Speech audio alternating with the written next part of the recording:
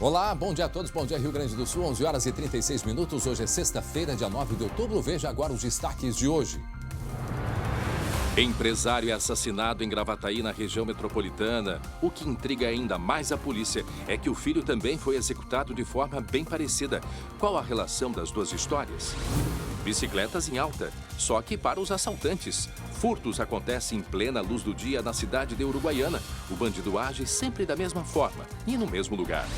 Encantos da literatura, quando a fantasia e a realidade se misturam com um único objetivo: combater o preconceito. O Fala Comunidade de hoje está muito especial.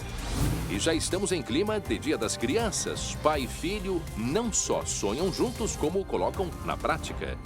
Um quer ser técnico de futebol e o outro jogador. Só futebol. Eu nunca pensei em fazer outra profissão. O SBT Rio Grande, a sua companhia na hora do almoço, já está no ar.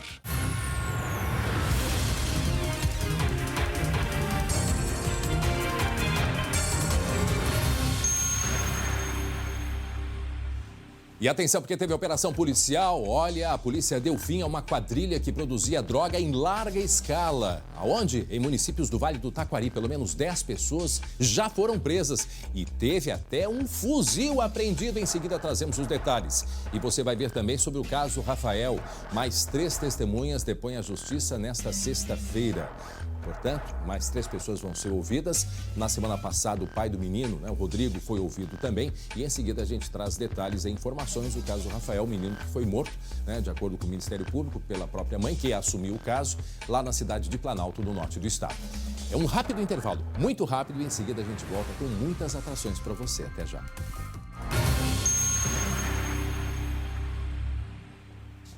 Muito bem, já estamos de volta com o SBT Rio Grande, 11 horas e 42 minutos agora. Tem um recado muito importante para todos vocês. O nosso muito obrigado por todas as manhãs. No mês do médico, o CIMES homenageia e agradece aqueles que permanecem incansáveis na defesa da saúde nesta pandemia e em todos os momentos em que se dedicam à medicina. Referenciá-los em um cenário onde já tivemos milhares de vidas salvas da Covid-19 aqui no estado significa reconhecer a oportunidade de se viver novas manhãs, novos dias e novas esperanças. Em uma respeitosa homenagem, a sigla S do CIMERS será formada por nome de médicos até o fim do mês de outubro. Além disto, a instituição convida a população gaúcha a manifestar um reconhecimento coletivo. Olha só que bacana, a importância desses profissionais. Dia 18 de outubro, dia do médico, ao meio-dia, com uma salva de palmas nas janelas, quem estiver em casa, onde estiver, ou com buzinaços nos veículos. Participe desta corrente positiva em prol da saúde. CIMERS. Defender os médicos é defender a saúde. Agora preste atenção nessa história aqui. Viajar rumo ao desconhecido e se surpreender pelo caminho, sem sair de casa.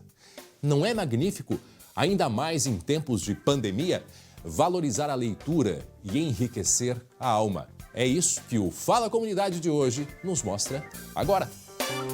A alguns metros vejo uma pessoa sentada no paralelepípedo. Usava capa com capuz preto que cobria seu corpo inteiro.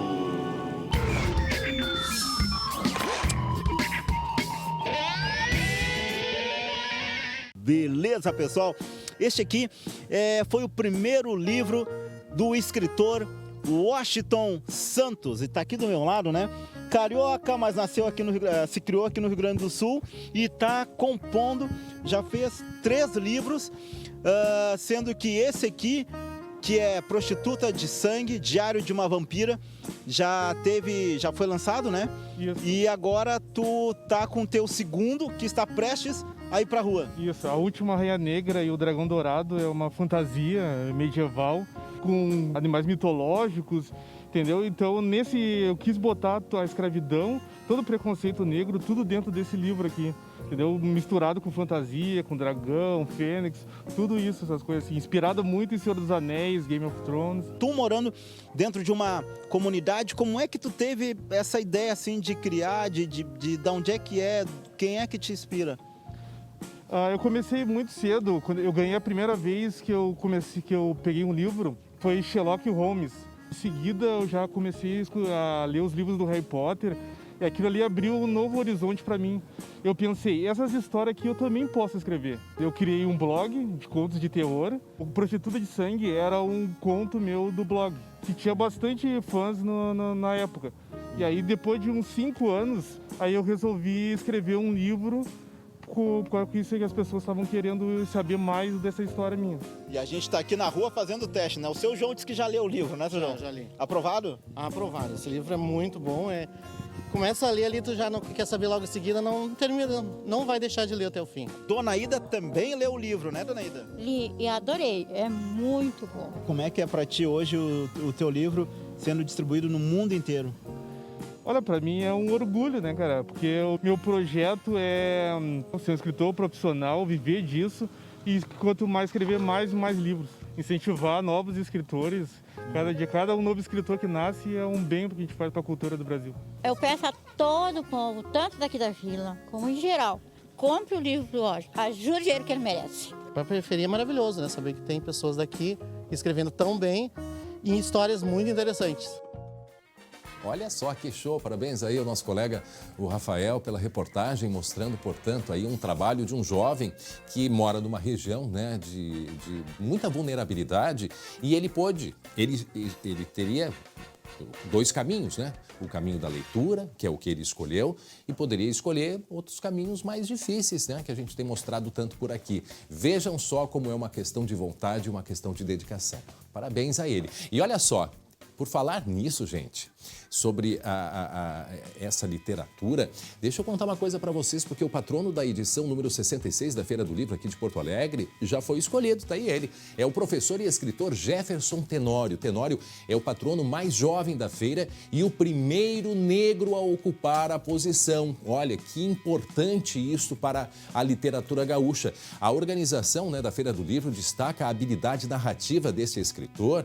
Lembrando que a Feira do Livro de Porto Alegre acontece entre os dias 30 de outubro a 15 de novembro, só que esse ano, é claro, né, toda a programação vai ser online, fora da Praça da Alfândega. Fica os nossos cumprimentos ao professor Jefferson, ele que nasceu, tem 43 anos, nasceu em 1977 no Rio de Janeiro e a especialidade dele, tanto nos seus estudos, mas principalmente no mestrado e doutorado, é essa ligação luso-africana. Parabéns, então, ao nosso mestre, ao nosso professor, que é o patrono da Feira do Livro aqui de Porto Alegre. 11h48, vamos mudar de assunto agora? Está na hora da gente falar de esporte.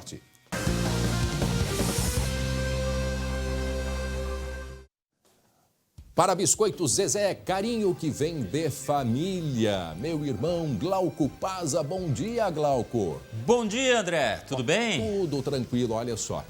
Pernas para que te quero, mesmo tendo uma perna só, o Saci está correndo atrás do líder e chegou pertinho, não é verdade? Parece que as coisas aliviaram também lá para os colorados, não é mesmo, Glauco? Veja como tudo é força de vontade, né? O Saci vai lá, ó, mas tá atrás do galo, que é todo, né? Tem asa, acha que voa, não sei o que. Ó, esse galo aí tá rouco, tá entregando, eu acho que ele vai virar mesmo, galo na panela, tá? Bom, o Internacional venceu o Bragantino lá no interior paulista, 2 gols de quem? Só podia ser do Thiago Galhardo, né? O grande artilheiro do Internacional e do Campeonato Brasileiro. Chegou a 12 gols em 14 jogos. Olha que marca do Thiago Galhardo. Realmente, olha, tem que bater palmas, dar os parabéns. 2 assistências muito boas, tanto do Heitor no primeiro gol, quanto do Edenilson, que você está vendo aí, no segundo gol.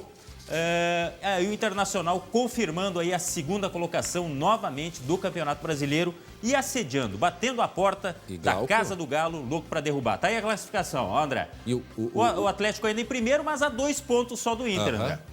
2 pontos, 25, 27 ali, né? Isso, quer dizer, tá ali, tá na cola, tá no rabo do galo, digamos assim. Tá bom? Tá certo. E olha só, para quem tá chegando agora, 11h50, faltando 10 para o meio-dia, estamos falando sobre o desempenho do Internacional ontem, né? E o Galhardo, eu acho que vem mais se destacando, não há dúvidas disso, né, o Glauco? Até porque o Galhardo, segundo o nosso colega me passou há pouquinho, o Matheus Schenck, nos últimos 14 gols do Inter, ele teve participação direta, 12 ou 14 gols, daqui a pouco ele me 14 confirma. gols, ele 14 participou de gols. todos, né? Se não fazendo, dando assistência. Certo. Quer dizer, é um cara efetivo, sensacional para o Internacional no momento de tanta dificuldade. Aliás, o comandante, o Kudê, falou a respeito desse posicionamento. O Galhardo, sobre ser centroavante, jogar um pouco mais atrás, ele está se adaptando aí. Veja o que falou o Eduardo Kudê. Si no hubiese hecho los 2 goles, seguramente me estarías diciendo que rinde más como media o viniendo como segunda punta. Depende de los partidos, tratamos de analizar el rival, no solo lo que podemos hacer y ver quiénes son los que mejor están. Creo que bueno, que ahora se terminó esto, hay que preparar el partido para jugar en cuarta. Va a ser duro porque tenemos seguramente algunas bajas de jugadores importantes. Ele destaca que bom que este terminou, né? Esse jogo terminou, agora é pensar no outro. Resumindo, é Galhardo mais 10. Só depende ali se ele é um pouco mais atrás, um pouco mais à frente. Você acha que o Galhardo teria lugar na seleção brasileira, hein? Todo mundo tá falando isso, opinião, né? Dê sua opinião lá no Facebook do SBT. De repente vai alvoroçar os colorados aí, mas vamos lá, participe. Mande a sua opinião. Você acha que ele tem lugar nessa seleção do Tite? Até porque hoje tem jogo, né? Hoje tem jogo da seleção brasileira, enfrenta nesta sexta-feira a equipe da Bolívia e depois na semana que vem tem o Peru, tá? E é o começo das eliminatórias para o Brasil se confirmar lá na Copa do Mundo. Vai dar tudo certo, tá? Vamos confiar. Bom, seguinte, ó. Nós estamos aí nos aproximando do Dia das Crianças, né? E tem um material especial que o nosso eterno bebê Jeremias Werneck fez, mas olha só uma pitadinha aí do que veio por aí. Eu sou Luiz Fernando Matias, tenho 12 anos, sou meia e jogo na escolinha do Inter. A partir dos 13 anos já não é criança mais, né? Já considera adolescente. Então esse ano ele vai ter o presente dele de Dia das Crianças normal ali.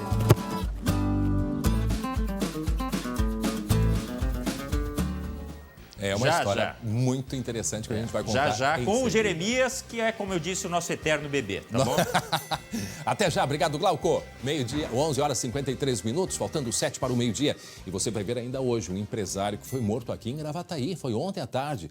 Gravataí, aqui na região metropolitana, e o que intriga ainda mais a polícia é que o filho também foi executado de uma forma bem parecida. Agora, será que os dois crimes têm relação?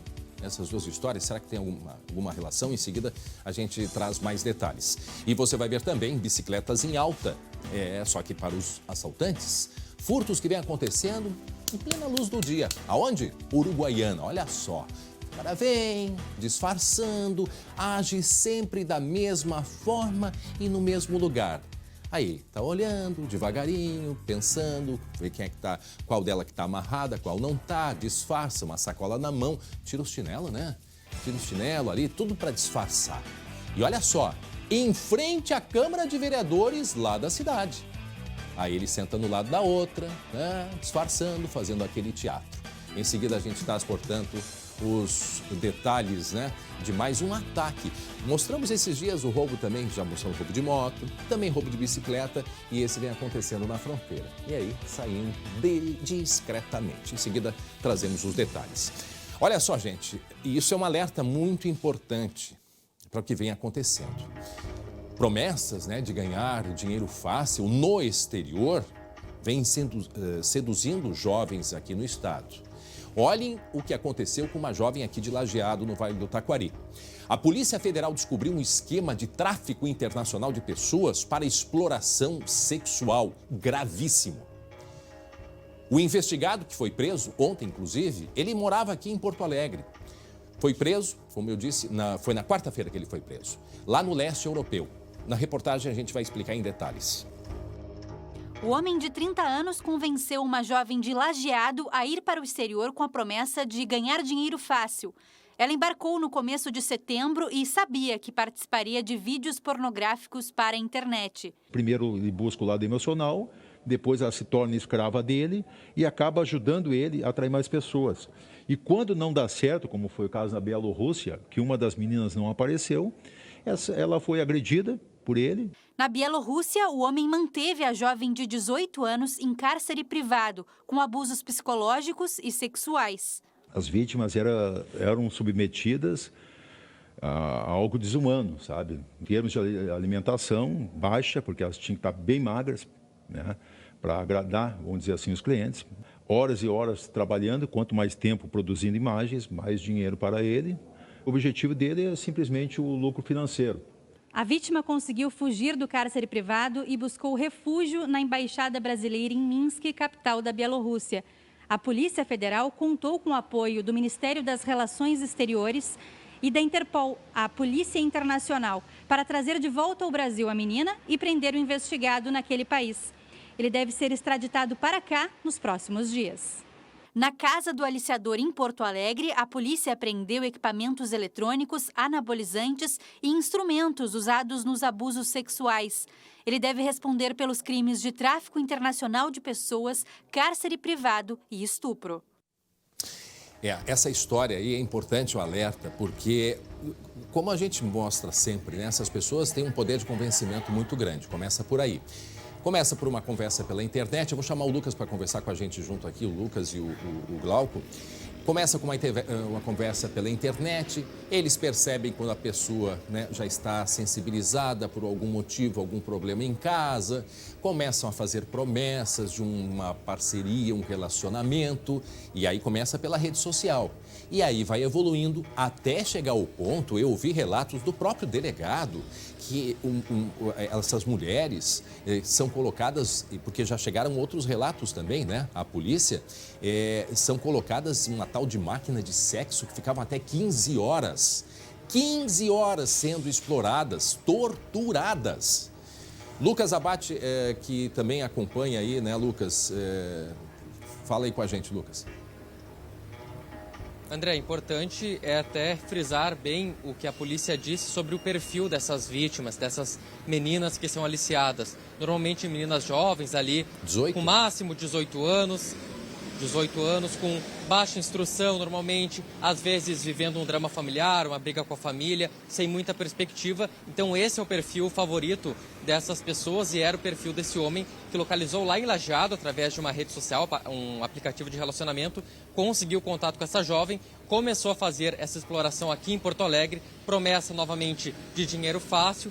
Inicialmente, pelo que nossa equipe apurou, ele pretendia levar essa jovem para a Tailândia, mas devido ao coronavírus eles acabaram parando na Bielorrússia para fazer uma escala, não puderam ingressar na Tailândia, então ele decidiu naquele país mesmo, na Europa, montar um estúdio pornográfico por lá e era onde ele aliciava essa menina. E ela tinha a função também, além de ser abusada, de tentar localizar outras vítimas para o esquema e foi numa dessas que ela conseguiu se refugiar em uma embaixada brasileira, pedir socorro, isso tudo em setembro, e desde então a polícia foi analisando e descobriu essa rede de exploração sexual que leva meninas aqui do Rio Grande do Sul, do Brasil, para outros países para exploração. E vejam que ela, uma jovem garota, 18 anos, ela relatou, né, colaborou muito com a polícia e aí ficou em proteção a partir do momento que ela conseguiu chegar até a embaixada, que foi a sorte dela. E, ao mesmo tempo, quando ele era preso, né, Lucas e Glauco, ele, aqui em Porto Alegre, na casa dele, de familiares, a polícia fez diversas apreensões, inclusive drogas, né, foram encontradas na casa dele aqui em Porto Alegre. Porque é uma rede de criminalidade, né? Não Aí envolve vai apenas uma coisa. Agora, Lucas, André, eu tenho certeza que vai ter gente em casa dizendo o seguinte: poxa, mas bem feito, por que ela aceitou? Por que vai para um lugar desconhecido, com pessoa desconhecida? E aí eu volto ao discurso do André. Gente, eles fazem uma persuasão muito forte, é uma lavagem. E outra, não é só a promessa de dinheiro fácil, é dinheiro estrangeiro. É dinheiro que, em relação, por exemplo, ao real, tem uma equivalência, né, que pode significar independência financeira para muitas dessas jovens que querem justamente, às vezes, independência da própria família. Então, calma lá, muito cuidado. E nessa região do mundo, que geralmente é mais fechada, né, as coisas ficam ainda mais difíceis. Parabéns a essa ação da Polícia Federal. Aí. A língua é difícil, né? Já Tudo começa é por aí. difícil. A língua é difícil. Acesso, às vezes, até a própria internet. Ah, não há dúvida disso. Então fica esse alerta e principalmente as meninas que estão nos acompanhando, familiares. É importante ter muito cuidado. Olha, a internet, ela tem os seus benefícios, mas tem os malefícios também. Muita gente se esconde por trás e engana e com um palavreado de primeira consegue, sabe, mudar a cabeça da pessoa. E é isso que eles fazem. Eles têm aquele público que o Lucas chamou a atenção. São jovens, são meninas que moram geralmente no interior, nesse caso ela em Lajeado, ou seja, pessoas que querem uma perspectiva diferente, melhor de vida. Há problemas familiares, problema de relacionamento, e aí aparece um príncipe fazendo 1000 promessas, porque em alguns casos, nesse caso até ele disse para o que queria, mas em outros casos... Nem diz. Nem diz. A pessoa chega lá e aí se depara com um mundo, e pelos relatos do policial, gente, imaginem, tortura de 15 horas. Quantas não devem estar passando por esta situação? E certamente a polícia já está correndo atrás disso. Certamente. Muito bem, voltamos daqui a pouco. Obrigado, Lucas. Em seguida vamos conversar. Glauco, 12:01. Para quem está chegando agora, atenção, olha só. Um empresário assassinado em Gravataí ontem à tarde aqui na região metropolitana. E intriga a história desse empresário porque o filho dele também foi executado de uma forma muito parecida. A pergunta que fica: qual é a relação destas duas histórias? Qual é a relação que tem entre uma história e outra? Daqui a pouco a gente vai trazer os detalhes. Os criminosos que entraram nessa madeireira e a polícia tem dúvida se foi uma morte encomendada ou se foi o latrocínio, que é o roubo com morte. Entraram e foram direto nesta pessoa, mas daqui a pouco a gente traz outras informações. 12:02, um detento foi encontrado morto dentro da cela no presídio em Alegrete, Glauco. O que houve por lá? Foi na tarde desta quinta-feira, André, no presídio estadual de Alegrete, como você falou, que fica na fronteira oeste. A vítima foi identificada como José Romário dos Santos Lauceda, de 39 anos. Ele cumpria a pena por homicídio.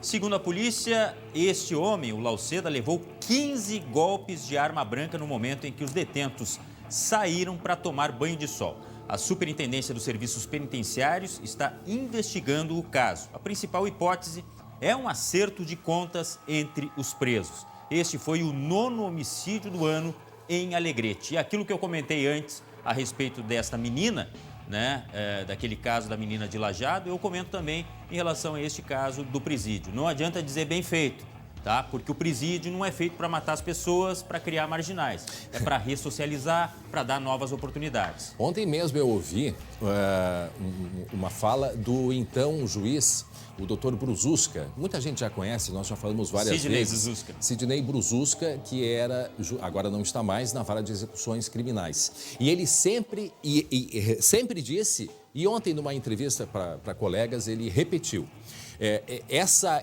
ideia de que presídio tem que ser a pior coisa possível para o preso e de que preso bom é preso morto, são dois pensamentos que só beneficiam, né, a criminalidade, só estimulam e aumentam a criminalidade. O presídio é um lugar de recuperação, ao menos deveria ser, não é mesmo, Glauco? É verdade. E aí vem a cabeça do marginal aquele pensamento: eu não tenho nada a perder. Por quê? Porque se ele for para o presídio, ele sabe que é o pior inferno que existe. Então aí ele acaba fazendo coisas absurdas na rua, né? E muitas gangues e chefes de tráfico já ganharam muito dinheiro por causa desta condição de dentro dos presídios, que em outra oportunidade a gente pode até conversar sobre isso. E atenção, porque teve uma operação policial, foi na madrugada de hoje, e teve a prisão de pelo menos 12 pessoas envolvidas com o tráfico de drogas. Os mandados foram cumpridos em Lajeado, que fica no Vale do Taquari, Bom Retiro do Sul, ali próximo, Venâncio Aires, no litoral em Torres e também em Florianópolis, no estado de Santa Catarina. O Lucas Abate tem informações e detalhes dessa operação e nos traz agora, né, Lucas? Isso, André. Todos os 10 alvos dessa operação foram presos preventivamente nesta manhã e outras 2 pessoas foram presas em flagrante. Segundo a polícia, um grupo muito articulado, responsável pelo tráfico de drogas e também por outros crimes na região de Lajeado e de outras cidades do Vale do Taquari. Nessa operação, além da prisão, foram apreendidos dinheiro, cerca de R$8 mil em dinheiro, carro, um fuzil calibre 5.56, 2 espingardas e também 24 aparelhos celulares. E o curioso disso, André, é que quando a polícia chegou em uma dessas casas para fazer a prisão e apreensão de itens, esse criminoso tentou descartar o aparelho celular em um vaso sanitário, porque certamente essas apreensões servem depois para a polícia obter novas provas, conseguir localizar outras provas sobre o grupo criminoso. Então ele tentou esconder o celular, Imagina mas não adiantou. o desespero. A polícia conseguiu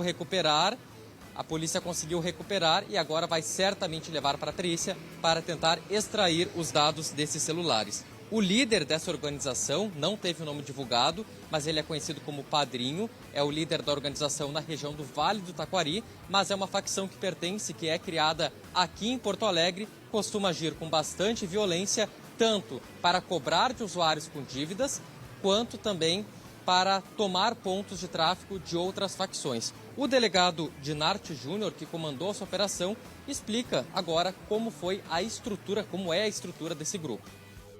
As provas colhidas nos autos dão conta de uma organização estruturada e hierarquizada, muito bem organizada, que se ocupava do tráfico de maconha e drogas sintéticas aqui na região. E temos certeza de ter dado aí um duro golpe nas facções que atuam aqui nessas regiões. E pelo visto, né, Lucas, esse Padrinho, por isso que a Operação Godfather, o nome, né, Padrinho em inglês, pelo visto ele era uma referência de todos, não é verdade? Isso, era a referência dessa facção no Vale do Taquari. Agora é importante, André, que a polícia, além de desarticular o grupo local, o grupo que distribuía essa droga, conseguiu chegar também, e olha, isso é difícil, normalmente a gente vê as apreensões no local mesmo, apreensão de drogas, mas dessa vez a polícia conseguiu identificar quem estava enviando a droga para Lajeado. E essa pessoa, um criminoso residente em Florianópolis, já há 17 anos, reconhecido como um traficante, alvo de várias operações do DENARC, da Polícia Federal, e ele foi identificado como quem seria o traficante, o fornecedor de drogas para essa quadrilha que tem no Vale do Taquari. Esse homem, que também foi preso, foi alvo lá em Santa Catarina, era responsável por enviar cerca de 400 quilos de maconha para o estado a cada remessa, e desse montante, 100 quilos eram destinados unicamente para a região do Vale do Taquari, onde o Padrinho, aí, através de uma rede de gerentes, outras pessoas, fazia a distribuição e venda dessa droga, André. Muito bem, fala aí, Padrinho Glauco. Olha, eu vou te dizer uma coisa, essa questão de colocar o celular no vaso só vai servir para entupir o esgoto, tá? Porque a polícia tem mecanismos que ela pode rastrear muito bem em relação até aos outros aparelhos que ele entrou em comunicação. E outra, tem a questão do armazenamento na nuvem também. Então, um recado aí para esses elementos, né? Não adianta, viu? Se for para pegar, eles vão pegar. É isso aí. Muito bem, agora fica junto aqui com a gente, Glauco, eu quero que o Lucas participe. A gente vai mudar de assunto agora, vamos falar de um crime que aconteceu, né, Lucas? A gente tem a reportagem em seguida feita pelo Lucas Abate a respeito de um crime que intriga a polícia, um crime que aconteceu ontem e pode ter relação entre familiares, entre pai e filho. Por quê? Porque ontem teve a morte de um proprietário de uma madeireira e o filho dele tinha sido morto da mesma maneira. Ontem, pelo que se falava, era latrocínio, seria roubo com morte, mas a suspeita de homicídio. Como é que está essa situação? E em seguida a gente vai chamar a reportagem, Lucas. André, a hipótese de latrocínio totalmente descartada nesse momento pela polícia. A polícia disse que os criminosos chegaram lá, não fizeram nenhum tipo de anúncio, simplesmente executaram. Então, provavelmente pela polícia se trata de um homicídio, uma execução nesse caso. Tá certo. A reportagem, agora a gente acompanha a reportagem dele, Lucas Abate. O crime aconteceu nesta madeireira, na Avenida Dorival Cândido Luz de Oliveira, a principal via de Gravataí. Aldair Francisco da Silveira, de 63 anos, era proprietário do local e foi executado a tiros. Uma pessoa que ingressou no local, ao visualizar a vítima, efetuou disparos de arma de fogo contra ela. Não houve pedido por qualquer valor, então a gente descarta a hipótese de se tratar de um latrocínio. Os 2 criminosos fugiram em um cadete que foi encontrado incendiado perto da RS 118. Até o momento, ninguém foi preso e a motivação do crime é desconhecida. Testemunhas informaram o veículo que foi utilizado para o crime, que o assassino ingressou num veículo que estava estacionado à frente do estabelecimento e empreendeu fuga. A morte de Aldair é parecida com a do filho dele. Micael Francisco da Silveira era dono de outra madeireira de Gravataí e foi assassinado dentro do estabelecimento. O crime foi em 2017 e até hoje não foi esclarecido. É uma situação que foge um pouco do habitual. Agora as investigações vão se iniciar no sentido de tentar elucidar esse crime. Mas que intriga a polícia, de fato, se há ou não alguma relação. O que se tem sobre a investigação, Lucas? André, sobre o caso de ontem, a polícia ainda não abriu muitos detalhes, diz que está numa fase muito preliminar, qualquer informação extra que possa circular pode atrapalhar essa investigação. Mas a polícia já descartou a hipótese de latrocínio, que é assalto com morte, tem a hipótese de um homicídio, uma execução, mas ainda não divulga qual seria a motivação desse crime. Se foi algum desacerto envolvendo outro crime, por exemplo, como a gente vê muitas execuções motivadas por tráfico de drogas, ou algum desacerto com um funcionário, por exemplo, isso a polícia ainda não está divulgando neste momento.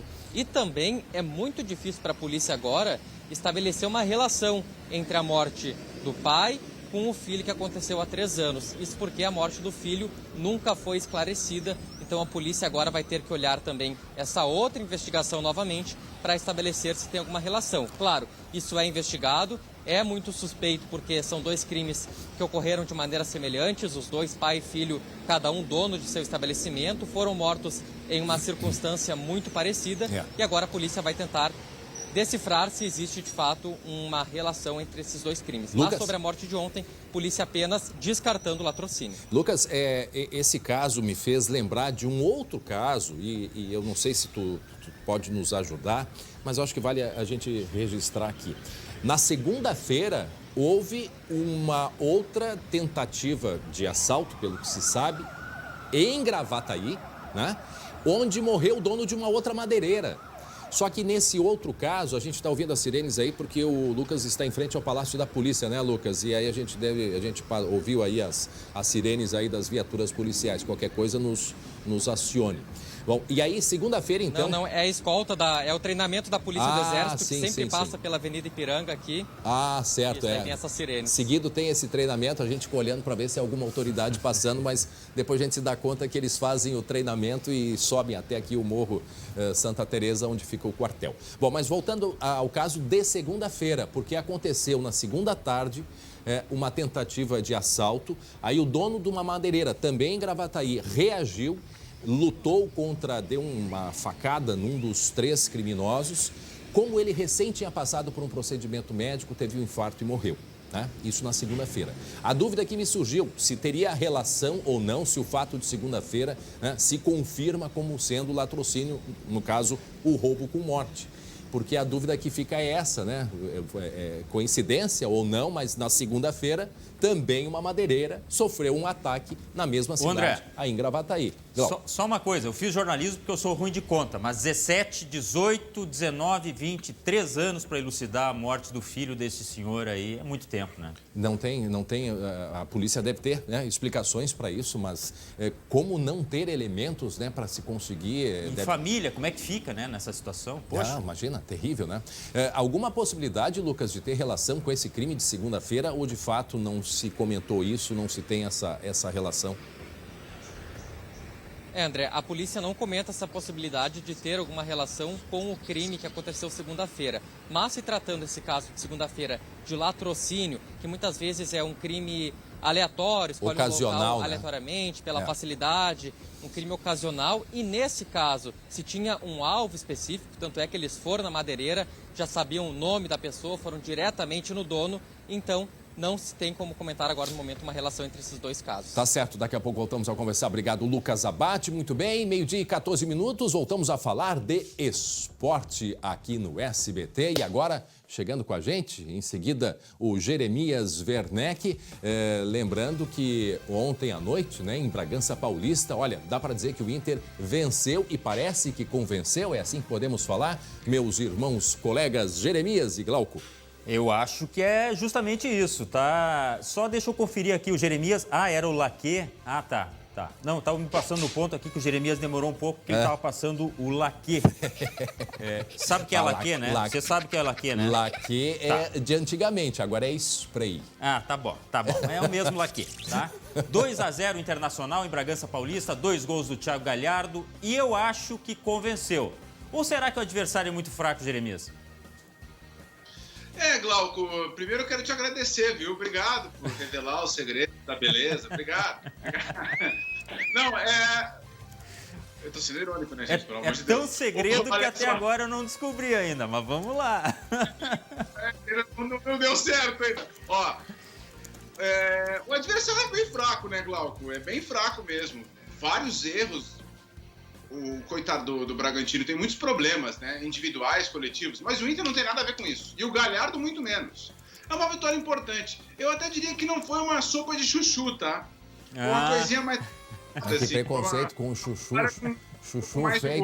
Chuchu feito bem feitinho. E olha que ele mandou umas fotos, ele é um cozinheiro, o Jeremias Werneck. Vai ter que aprender a fazer um bom prato de chuchu aí pra tu ver como o chuchu é bom também.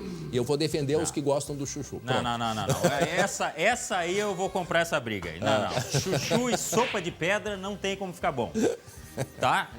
Desculpa o parênteses, mas continua, Jeremias.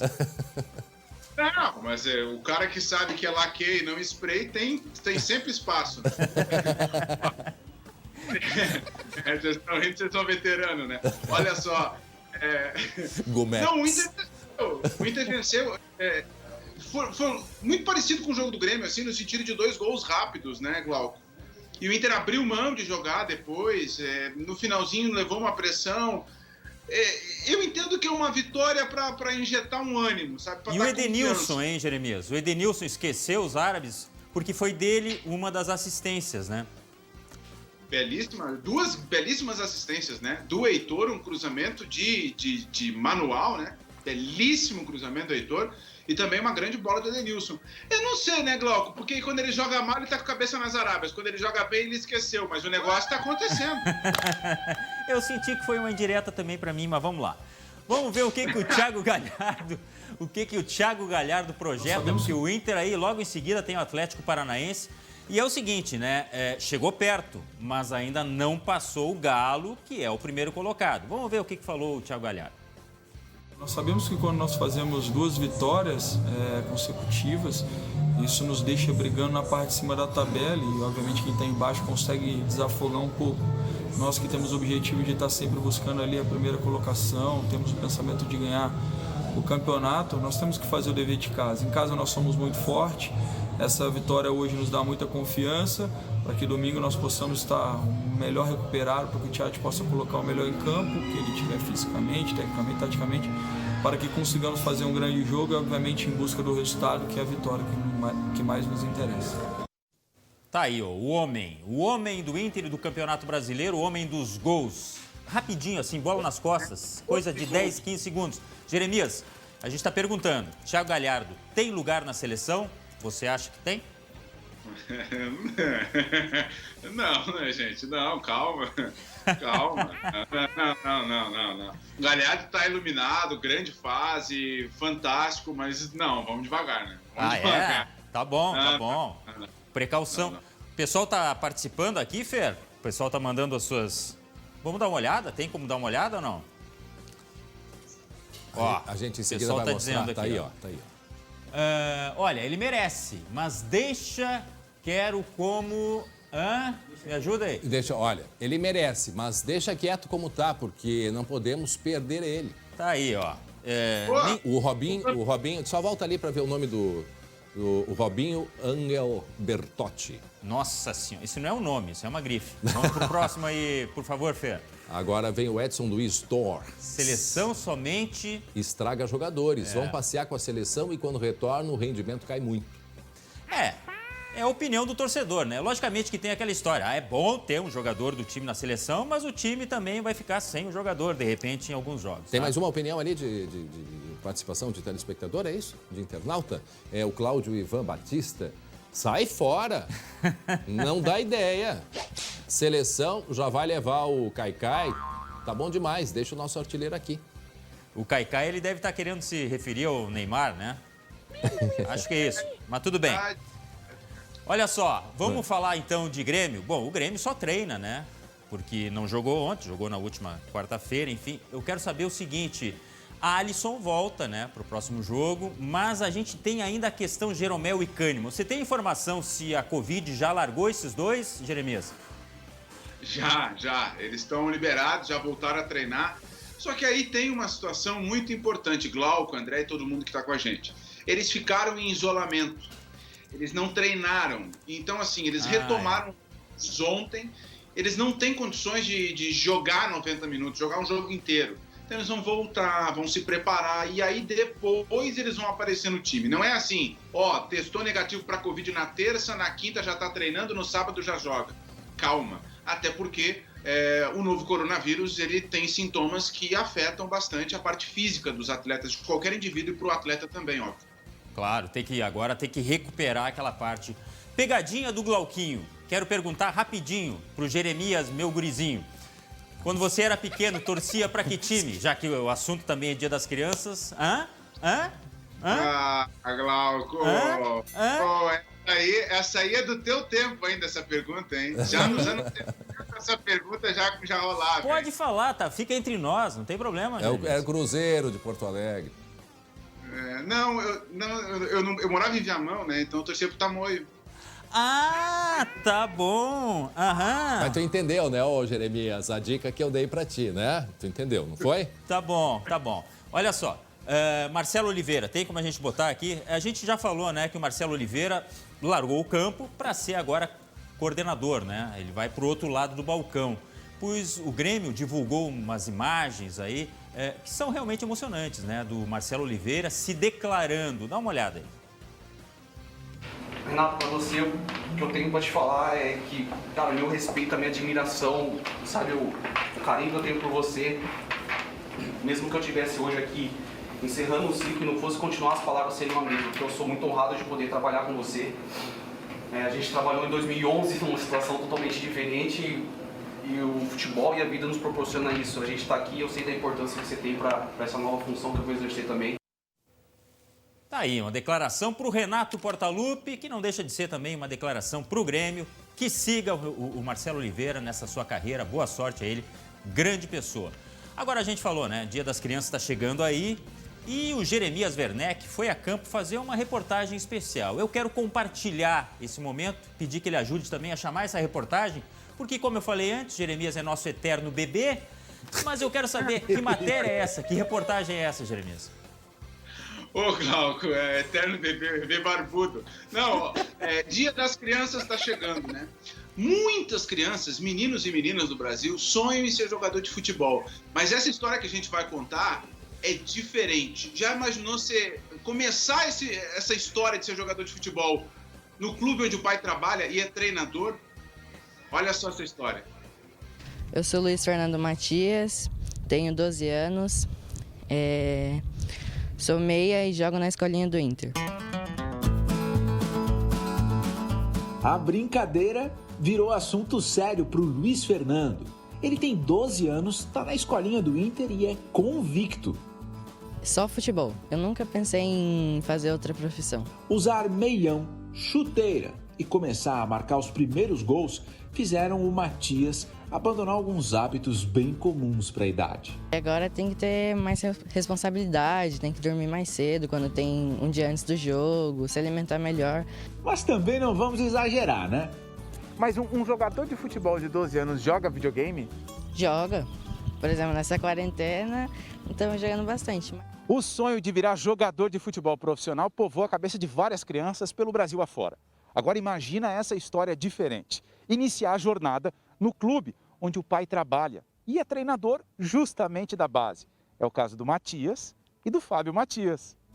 Fábio Matias é treinador do time sub-20 do Inter. Foi campeão da Copa São Paulo deste ano.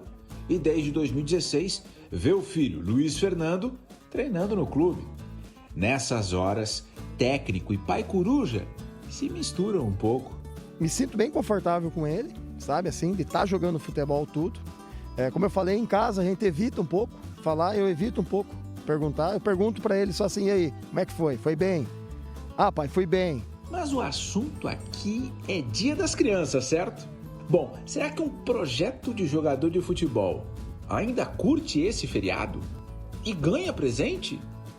Ah, depende deles, mas por mim eu ganho. Ainda é Dia das Crianças pra ti? Ainda é. A partir dos 13 anos já não é criança mais, né? Ele já considera adolescente. Então esse ano ele vai ter o presente dele de Dia das Crianças normal ali. E é surpresa ou dá pra contar qual é? Não dá pra contar não. É surpresa. Surpresa nada, Matias. Quer presente melhor que realizar o sonho perto do pai? A gente vê muito essa forçação de barra, né? Excessiva às vezes do menino da idade dele. E a gente que está no meio trabalhando como técnico sabe a pressão que é. Muitas vezes se você com essa idade começar às vezes treinar demais, jogar demais, vai chegar com 15 a 6 anos, vai estar cansado já de fazer isso. Um dia, quem sabe, o Matias mais novo vai estar lá. Hoje, ele ainda curte o Dia das Crianças. E ao lado do pai. Olá, pessoal. Agora eu vou falar da Biscoito Zezé, carinho que vem de família. Olha só, tô rodeado com as delícias da Biscoito Zezé. Mas agora eu quero falar com a criançada que está me acompanhando. É claro que o tio André queria estar aqui com vocês, além de todas essas delícias da Zezé, queria estar rodeado de crianças aqui comigo para fazer esse comercial da Biscoito Zezé. Mas a gente está em época de pandemia, então a gente precisa se cuidar. Agora, uma coisa que eu posso fazer é dizer para vocês experimentarem o mignon sabor galeto. Gente, olha só que delícia. Mamãe e papai tem que comprar para a criançada na segunda-feira, dia 12 de outubro, que é dia da criança. Olha só, tem aqui o de requeijão, feito com milho. O Tex-Mex é outra maravilha, com toda a qualidade da Biscoito Zezé há mais de 50 anos. Aqui no Rio Grande do Sul tem batatinha? Tem batatinha, a ondulada, sabor churrasco. E criançada, segunda-feira vai ser de festa, hein? Com a Biscoito Zezé. E tem também o petisque, sabor cebola e salsa. Gente, 12 de outubro, dia da criança, todas as crianças, um beijo muito grande dessa família, a Biscoito Zezé, que sempre está do lado das causas mais importantes aqui, que vem acontecendo aqui no estado. A Biscoito Zezé está sempre junto. E é claro que no dia da criança, ela não podia estar longe. Então, a todas as crianças que me acompanham agora, um beijo muito grande do tio André e da Biscoito Zezé. Afinal de contas, Biscoito Zezé é carinho que vem de família. Tchau. Viu só, Jeremias? Ele se assumiu o tio André. Demorando um pouquinho para levantar, né? Ele foi, olha aqui, só eu sei, não vou contar para ninguém, mas ele foi na quiropraxista, porque ele não conseguia, ele estava rendido. Tá, mas não conta pra ninguém. Esse aqui é o canal da família mesmo. Eu tenho um tio, eu tenho um vô aqui comigo. Tá bom, bebezão. Pô, e olha só, um detalhe, viu? Eu sempre que já teve gente que falou da gravata curta, eu sempre digo, é a gravata cenográfica, porque se ela fica da altura correta, que tem que ficar no cinto, ela fica aparecendo. Então, na TV, eu puxo ela sempre um pouquinho, tá? Então, dadas as explicações, tá curtinha, mas é por isso. É o que eu chamo a gravata cenográfica. Tá bom, tá tio. Bem? Tá bom, tio. Então, tá bom. Valeu, Jeremias. Tchau, tio. Tchau, vô. Tchau. Tá bom, meu bebezão. O vô é tu, hein, Glauco? Oi? O vô é tu, viu? Não, é tu. Então, na verdade, é tio pras outras crianças. Tá certo. Tchau, Glauco. Um abraço grande, bom fim de semana. Até já, Glauco. Jeremias, até já, Glauco. Meio-dia 29 minutos, eu acho que o vô sou eu. Trocando os nomes aqui. Meio-dia 29 minutos, olha só, daqui a pouquinho, outubro é o mês, né, para chamar a atenção sobre uma doença silenciosa, gente, o câncer de mama. Sabe qual é a melhor forma de tratar o câncer de mama? Olha, primeira coisa, tendo um diagnóstico precoce. Daqui a pouco a gente vai falar a respeito disso, porque há um tempo atrás se tinha aquela orientação para as mulheres, para esperar, né, para passar a mão, o exame, né, fazendo o toque na mama. Só que depois os médicos disseram que a partir do momento que a mulher sente, né, o nódulo, já pode ser tarde demais. Então, o ideal é antes disso, antes de se perceber, de deixar o nódulo aparecer. E para se conseguir se detectar nesta fase, precisa fazer exames. Mas daqui a pouco a gente vai conversar mais sobre isso com a Aline Schneider. A Aline Schneider, que é a nossa correspondente lá no Vale, há muito tempo que a Aline tem uma relação também muito grande com a Liga Feminina de Combate ao Câncer, que faz um trabalho excepcional há muitos anos. E daqui a pouco a gente vai falar sobre isso, sobre esta orientação que é muito importante para as mulheres. Lembrando que em número menor, os homens também podem ter câncer de mama. 12h e 30 minutos, olha só, vem lá de Uruguaiana agora, 2 flagrantes de desinteresse, de sem vergonhice, se é que dá pra gente falar assim, de um homem que foi flagrado roubando bicicleta, sabe aonde? Na frente da Câmara de Vereadores da cidade. Das duas, uma, né? A gente fica pensando, por que na Câmara de Vereadores? Não tem segurança? Não tem ninguém por lá? É mais fácil para roubar? O que é que está acontecendo lá em Uruguaiana, Glauco? Desinteresse nem tanto. Interesse ele tem, mas é que é pelas bicicletas dos outros, né? Sem vergonhice, né? Pois é, o homem já chega aí, você vê na imagem, com a máscara no queixo, já tá errado, tá? Senta no bicicletário, fica disfarçando, olha como quem não quer nada, né? Só observando ali. Ele começa a serrar os raios da bicicleta, tá? Só que um homem desconfiou da atitude, chamou a atenção e ele acabou desistindo e foi embora. Tá? Esse foi um dos fatos registrados lá em Uruguaiana. Porque tem mais, e eu vou te mostrar. Tem um outro vídeo feito no mesmo lugar, no dia 29 de setembro, que mostra o mesmo homem com a máscara no rosto certinho, chegando e levando esta bicicleta rosa aí que você está vendo, que não estava com cadeado. Ele chega a dar uma disfarçada, né? Mas foge com a bicicleta. Esse cidadão já foi identificado, mas ainda não foi preso. Dá para ver bem ele aí, olha só na imagem. Atenção, pessoal de Uruguaiana, vamos combinar que tem que botar cadeado, só que também não está livre, porque ele vai lá e serra o aro. É só o que faltava, André. Agora a gente vê, ele senta, né, ô Glauco? Aqui ele tá com a cara bem exposta, ó, tem que olhar bem pra cara dele. Ele senta e eu não sei se era uma chave ou a tal da serra mesmo que ele estava usando, porque ele dá a impressão que estava com uma chave girando. Na outra imagem vai aparecer, porque ele vai, disfarça, olha para um lado para o outro, aí ele senta ali, ó, tá ali o lugarzinho, e aí ele, ó, tira do bolso, o que ele vai tirar ali? Parece que é uma chave para conseguir abrir o cadeado, né? Ali, aí depois ele pega algo maior. Um alicate. Eu acho que é a serra, então. O alicate ou serra. E aí ele vai, rapidamente, aí vem o senhor que olha e chamou a atenção, olha ali. E ele, saiu rapidinho, ficou com medo, né? Que coisa, se esse senhor não passa ali... 12h e 58. Ele leva mais uma. Isso ao 12h e 58, né? Um horário que, poxa... Quem é que vai imaginar que uma bicicleta pode estar sendo levada? Agora, será que não tem segurança lá na Câmara de Vereadores, lá da cidade, não? Uruguaiana, né? Eu acho que tem, mas não nesse ponto aí específico, né? Tem que fazer a segurança, fazer a ronda, né? Circular por ali, passar, olhar, porque movimento tem. E eu imagino o que ele faria. Será que ele repassa essa bicicleta, ele desmonta para pegar peças? É uma curiosidade que eu fiquei vendo isso aí. Pois é. Enfim. Pois é, porque assim, ó, ele tenta levar ela inteira, né? Chegou um momento que eu até pensei que ele pudesse deixar a roda presa e levar o resto, mas aí ia chamar muito a atenção, né? Eu achei que ele pudesse deixar a roda. Ou de repente ele está se preparando para as Olimpíadas e aí ele precisa pedalar bastante, né? Mas de certo vende inteira depois, né? Vende baratinho. Gente para comprar sempre tem, né, Glauco? Esse é o problema. Tem uma senhora que está ali em pé que ela parece estar desconfiada. Tu não viste ela aqui? Tem uma senhora em pé, olhando, me parece que ela já estava desconfiando que podia acontecer algo. A gente vai voltar ali para mostrar. É uma senhora que está em pé aqui, só de olho, está ali com a máscara, ela está parada ali, dá a sensação que sente que tem algo estranho para acontecer. Muito bem, está feito o registro, né, desse ladrão aí de bicicletas lá em Uruguaiana, no oeste do estado. Agora, o nosso assunto é o caso do menino Rafael. O delegado de polícia, um delegado e mais 3 testemunhas vão depor para a justiça na tarde de hoje. Glauco, nos explica. Pois é, o delegado Ebert Moreira Neto será uma das testemunhas ouvidas nesta sexta-feira a partir da 1h15 da tarde. Portanto, daqui a pouco em audiência no processo criminal que apura a morte do menino Rafael. Ebert é o delegado responsável pela investigação e vai depor de Porto Alegre por videoconferência.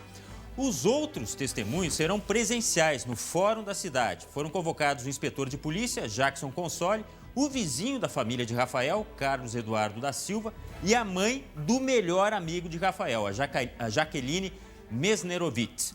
Essa será a segunda audiência para colher depoimentos de testemunhas. Na semana passada falaram Rodrigo Vinks, pai do menino, Delair Souza, namorado de Alexandra Dolgokenski, na época do crime, e a professora do menino, Ana Maristela Stan.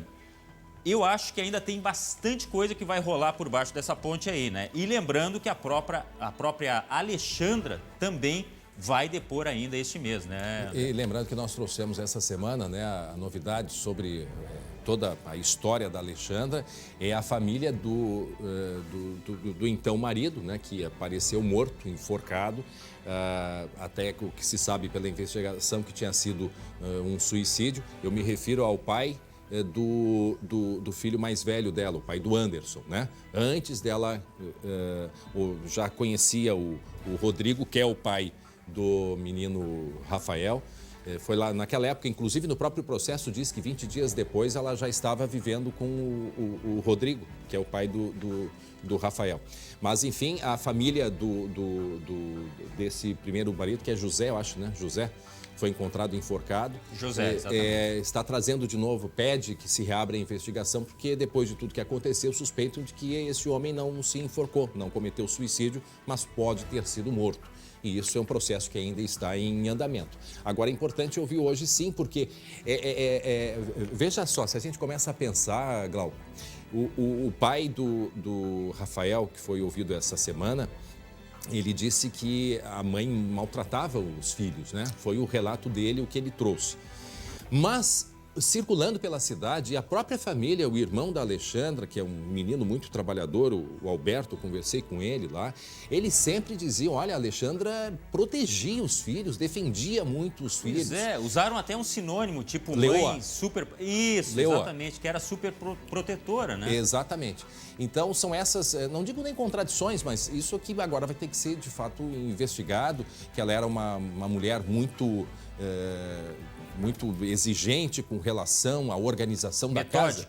Metódica. Tanto é que no dia daquela reprodução simulada, ela entrou em casa, a primeira reação dela foi dizer... Começou a chorar por causa da bagunça da casa, né? Isso foi o relato dos policiais. Enfim, hoje à tarde teremos, portanto, mais uma audiência. Vamos aguardar o que vai sair dessas manifestações a partir de hoje à tarde. Muito bem, 12h37 e olha só.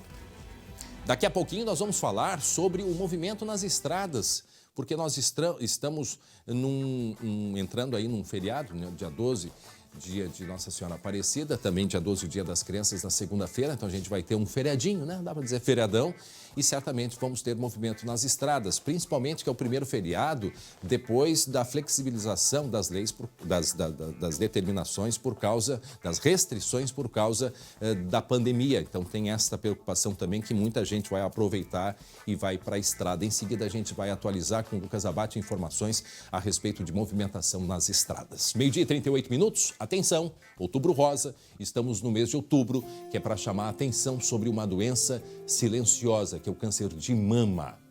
E a melhor forma de tratar, né, é ter um diagnóstico precoce. Quanto antes, né, se perceber, quanto antes a mulher ficar sabendo que está com esse problema, muito maiores são as chances de cura, né? Então, nós vamos até o Vale dos Sinos conversar com a nossa colega, a nossa correspondente do Vale, lá de Novo Hamburgo, Aline Schneider. E eu já disse há pouco, Aline, reforço aqui, né?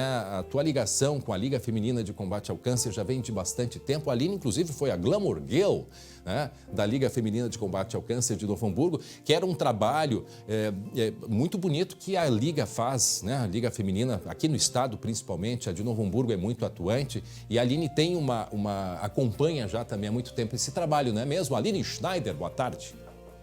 Oi, André. Boa tarde a todos. Daqui a pouco a gente vai falar, assim, do trabalho da Liga. Agora a gente estava mostrando aí a arte para as pessoas prestarem atenção, então, nos sintomas. O que deve, então, ficar atento aí na cabeça das mulheres, né? Se sente alguma coisa, algum carocinho na região da mama, se muda de cor, fica avermelhada, se daqui a pouco muda o aspecto, começa a ter um aspecto de casca de laranja, ou até mesmo o bico do seio, se tem alguma modificação, se sai algum líquido do bico do seio também, tudo isso são sinais de alerta. Mas, quando o câncer ele é detectado de uma forma muito precoce, às vezes nenhum desses sintomas aparecem. E é justamente na hora de detectar a doença bem precocemente que as chances de cura são muito maiores e podem alcançar os 95%, como diz a médica que a gente vai ouvir agora, a doutora Alessandra Morelli, que é oncologista. Vamos ouvi-la.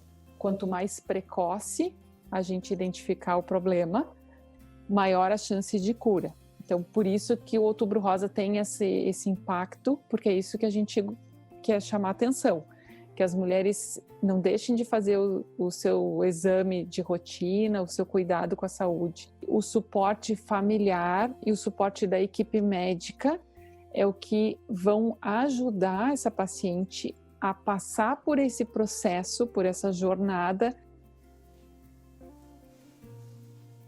Suporte esse que é tão importante, André, porque na hora que a mulher vai fazer o exame, às vezes é surpreendida. Nessa semana a gente já mostrou o caso da Daniela, aqui de Novo Hamburgo, nossa colega jornalista, que num autoexame e num exame de rotina foi surpreendida pelo câncer de mama.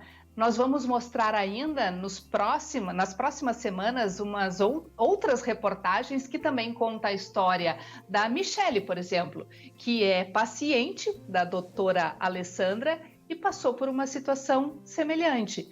A Michele foi fazer um exame de rotina e também foi surpreendida por um carocinho na mama.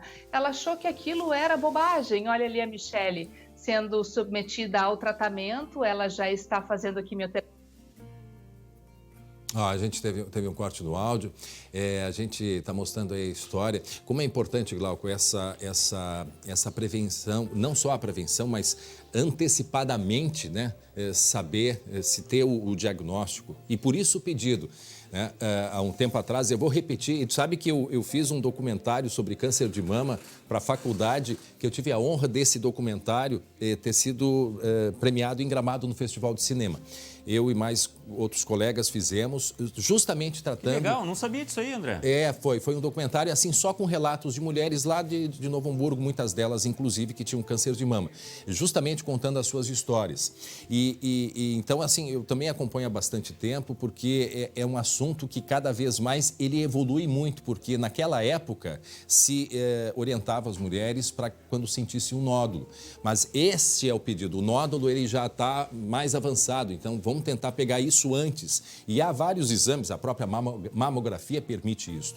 E, inclusive, fazendo esse trabalho, que eu descobri que o homem também pode ter o câncer de mama, né? Pois é. E o mês de outubro começou lá na década de 90 nos Estados Unidos, começou uma caminhada pela saúde da mulher, chamando a atenção para o câncer de mama e também de colo de útero. E a partir dos Estados Unidos se estabeleceu o mês de outubro e depois se espalhou para o mundo inteiro, né? Que se faça essa campanha. A Aline Schneider já de volta com a gente, restabelecemos o contato, né, Aline? Estou aqui falando sobre estas campanhas tão importantes e principalmente para que a mulher tenha coragem, faça o exame, procure ajuda, procure a prevenção, fazer o exame a tempo para que consiga rapidamente resolver esse problema, Aline. Pelo menos uma vez por ano a mulher deve procurar um médico. No caso da Michele, ela sentia só um carocinho, mas achava que aquilo não era nada, André. Por isso ficou tão surpresa. Pode confundir, poxa, né? O que aconteceu, né? Eu estava tão bem, estava tudo tão ótimo e agora foi surpreendida pelo câncer. E uma informação muito importante, gente. Quem tem IP Saúde, neste mês de outubro, do dia 15 até o dia 31, as pessoas podem fazer a mamografia de graça, não vai ter coparticipação. Olha aí. pessoas de 40 até 75 anos, mas para isso precisa procurar um médico credenciado e depois uma clínica credenciada também. O exame de mamografia pode ser feito, portanto, de forma gratuita nesse mês de outubro, mais um incentivo, então, ao Outubro Rosa, porque de 2007 até 2019, só no IP Saúde, o número de exames de mamografia caiu quase 3 mil exames. No mesmo período, o número de casos de câncer subiu quase 5 mil. Então, esse é um indicativo de que precisa sim. É importante a prevenção. Glauco, nós tivemos aí o Setembro Amarelo, que é a prevenção ao suicídio, o Outubro Rosa, que chama a atenção, né, para as campanhas de prevenção ao câncer de mama e agora, mais recentemente, de colo de útero, e o mês de novembro chegando, e aí vale para os homens, mês de novembro azul, chamando a atenção para, né, o colo que atinge, né, uma coisa grande importante, número dos homens, que é o de próstata. André, não seguir somente aquela regra de que tem histórico familiar, não, tem que fazer, todo mundo tem que fazer o exame, tá? Porque a prevenção ainda é a melhor questão, né? Melhor remédio. E a época da pandemia afastou muito as mulheres dos exames, assim como os homens também. A verdade é essa, tá? Inclusive cirurgias para transplantes, enfim, mas é outra história. A pandemia afetou tudo isso, mas tem que fazer o exame. E a redução que caiu cerca de 50%, então por isso os médicos estão pedindo justamente para que as pessoas voltem. Uma outra coisa importante chamar a atenção, Glauco, a nossa alimentação. Por que o Rio Grande do Sul é um dos estados com maior número de pessoas com câncer? Aí tem uma série de possibilidades, não há cientificamente comprovação para isso, mas passa pela alimentação, passa pela possibilidade da água quente do chimarrão também influenciar, pela incidência do sol aqui no Rio Grande do Sul, nós que temos uma pele clara, temos uma incidência, uma exposição e as chances do câncer de pele também são aumentadas. Então são todas essas questões, a alimentação, o churrasco, quer dizer, não é nenhum nem outro, mas é um conjunto, não é mesmo, Aline? Isso mesmo, André. Você comentou aí da questão da alimentação. Esse também vai ser o caso da história da Raquel, que nós também vamos abordar na série de reportagens sobre o Outubro Rosa, que vamos mencionar ao longo desse mês aqui também no programa. A Raquel que se curou do câncer.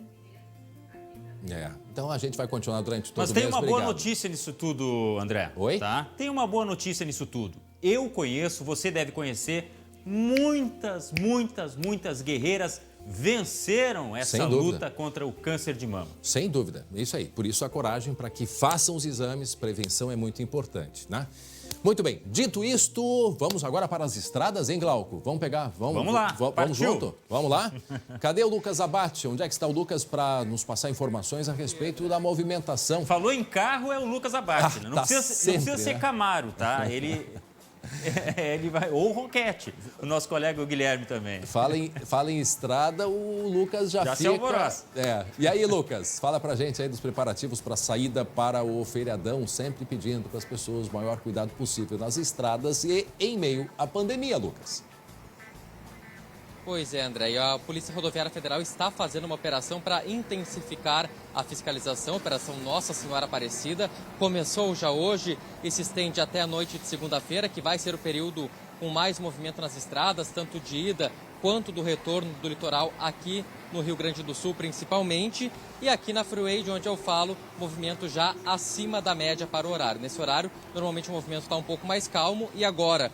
Os dados que a gente consulta aqui com a CCR Via Sul, cerca de 60% da capacidade da via está ocupada. Mas, apesar disso, a gente pode ver, André, trânsito ainda fluindo muito bem, tanto aqui na Freeway, como também na RS 040, que é uma outra via importante de ligação da região metropolitana com o litoral. A CCR dessa vez não está fazendo uma projeção de fluxo, uma projeção de movimento, mas o alerta tanto da CCR quanto da Polícia Rodoviária Federal é de uma previsão de movimento mais intenso a partir das 2 horas da tarde e que vai se intensificando, aumentando, podendo ter congestionamento também no final da tarde. Um alerta muito importante que pode evitar acidentes, André, que agora a praça de pedágio de Gravataí aqui da Freeway, a estrutura permanece lá mas a praça de pedágio está desativada, portanto não precisa parar nesse ponto. Eu passei um pouco mais cedo por lá, vi que muita gente ainda estava em dúvida e acabava freando de forma mais brusca no pedágio de Gravataí. Portanto, não precisa parar em Gravataí. O pedágio agora é um pouco mais à frente no trecho de Glorinha. E, Lucas, a gente percebe, né, que a movimentação já está grande, né? André, eu sei que é sexta-feira, mas a movimentação já tem muita gente saindo. Me chamou a atenção a quantidade de carro. E só para complementar essa informação, Lucas, não está funcionando o pedágio, mas a estrutura física está lá em Gravataí. E aí o pessoal automaticamente já reduz um pouco a velocidade, né? Porque tem que passar naquela parte mais estreita, né? Esse é o problema. E até porque passar por ali, em velocidade normal, às vezes, quando em Santo Antônio liberavam, é muito ruim, é muito estreita. Assim, tu vai andando, tu tem que, de fato, diminuir um pouco a velocidade, porque é muito estreitinho. Mas logo em seguida já tem o pedágio, né, Lucas? Tem o pedágio, ele só foi colocado para mais adiante, né? Mas ele continua a cobrança. Mais alguns quilômetros adiante, segue o pedágio por ali. O pedido básico, mas extremamente importante, e quem faz sempre a própria Polícia Rodoviária Federal, verifiquem os pneus, verifique a pressão dos pneus, o estepe é muito importante verificar também, né? A água no veículo, vai num posto, vai no seu mecânico, faz uma verificação, vê se está tudo em ordem, para não ter surpresas na estrada, né? E também, cuidado com a velocidade, a praia vai permanecer no mesmo lugar, é a mesma distância, e acelerar um pouquinho mais pode causar acidente e, no fim das contas, não vai economizar muito tempo, André. E nós temos, inclusive, gente, agora entrou ontem em operação os novos pardais nas rodovias, né, estaduais. Então, vamos ficar de olho, né? Que bom que os pardais estão por aí para ajudar a frear, né?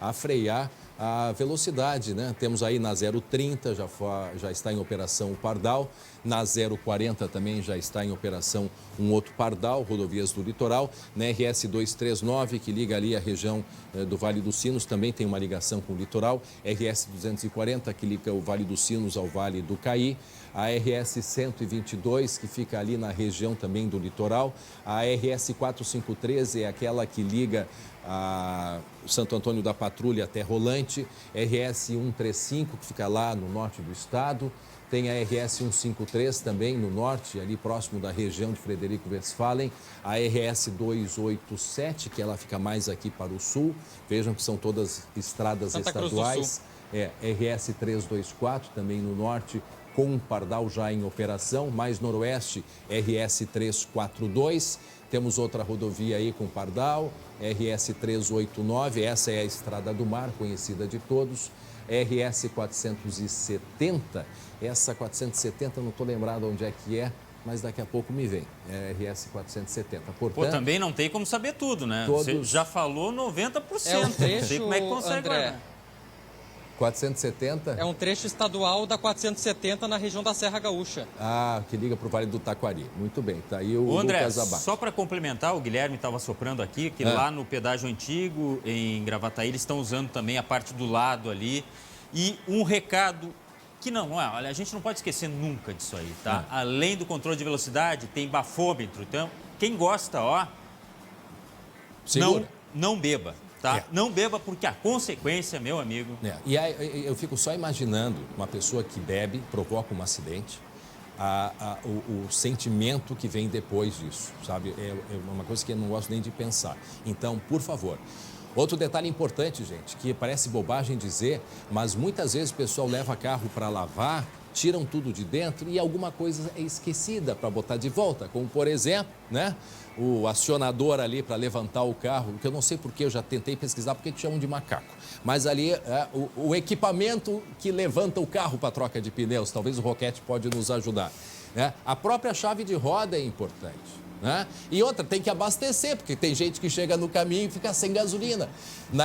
Na estrada que vai aqui para o sul do estado, quando eu falo ali para a região de Mostardas, no litoral sul, tem um grande trecho ali, principalmente domingo, que os postos de gasolina não abrem. Então, tu vai andando, estou com um pouco de gasolina, paro no próximo posto.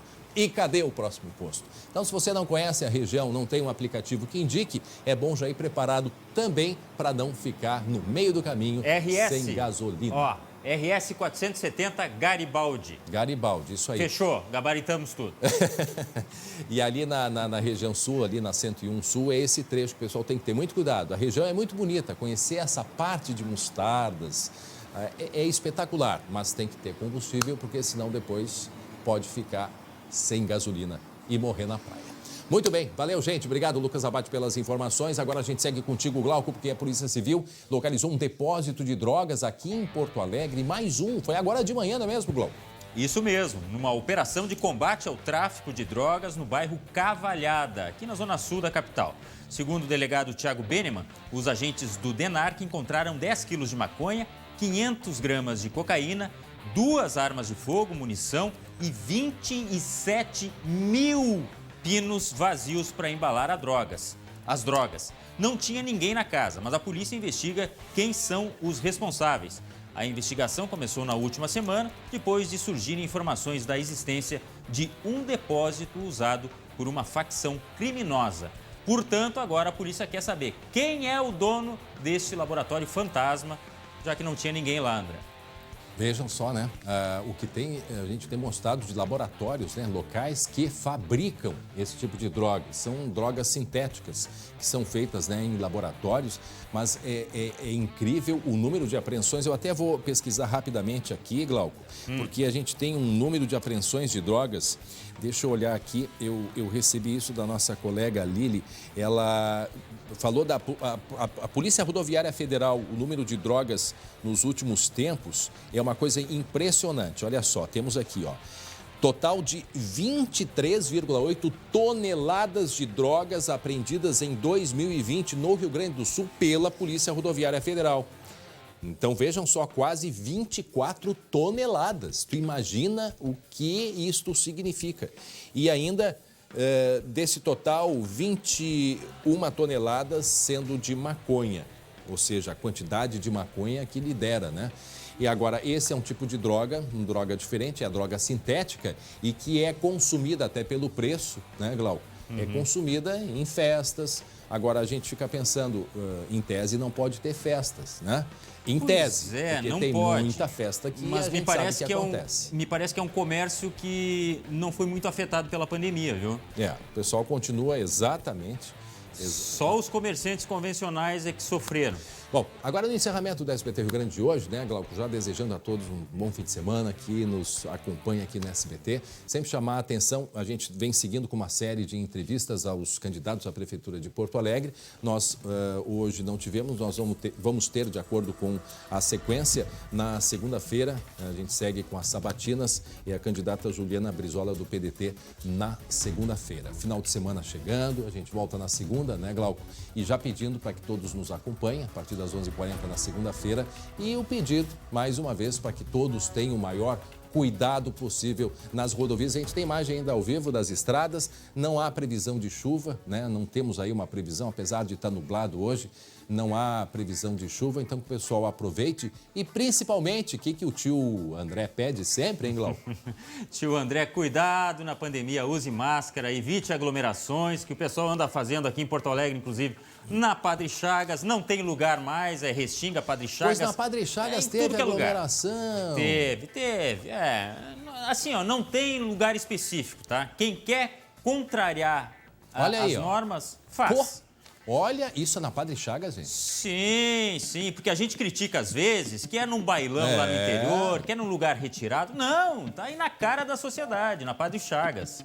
E a Guarda Municipal vai lá e termina com a festa. É pena que tenha que fazer isso, né, Glauco? Porque eu acho que a gente já tem aí, as coisas já estão tão claras para todos.